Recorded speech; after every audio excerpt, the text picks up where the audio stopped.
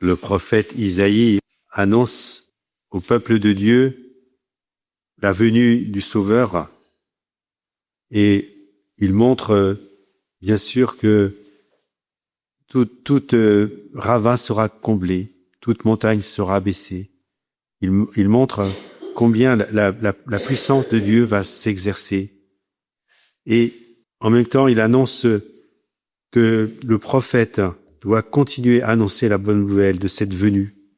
Ce Dieu qui vient sauver son peuple, qui vient avec puissance, après tant de souffrances du peuple de Dieu qui a été déporté à Babylone.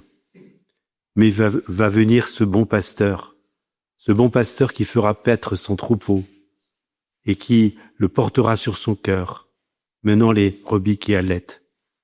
Dans ces images, combien le Sauveur attendu va répondre pleinement à cette prophétie. On dit que Isaïe, c'était comme le 5e évangéliste.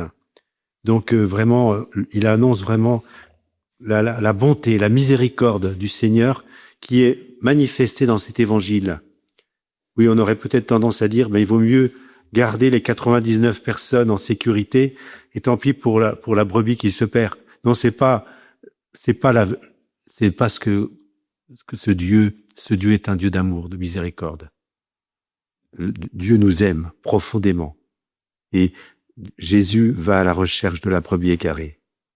Et c'est nous la brebis égarée. Combien il nous a pris sur ses épaules, nous a guéris et continue à nous manifester son amour, notamment dans l'Eucharistie. Combien, frères et sœurs, nous devrons être attentifs à nos frères et sœurs les plus pauvres, les plus petits, et ne pas avoir cette considération, non, laissons-le, et non, au contraire, allons à la recherche de la brebis perdue, de la brebis égarée, soyons pleins de sollicitude, et l'Eucharistie sera le sacrement de la tendresse de Dieu. Si nous recevons l'Eucharistie, c'est aussi pour communier à cet esprit de charité, de délicatesse, aussi de l'annonce que Jésus veut que nous fassions de son amour, de sa miséricorde, lui qui est chemin, vérité et vie. Que la Vierge Marie, que nous venons de fêter dans son Immaculée Conception, nous aide à avoir ce regard de tendresse sur nos frères, mais pas seulement un regard, mais aussi une action efficace de partage, car Noël, c'est aussi le Noël de l'amour, du partage, de la miséricorde.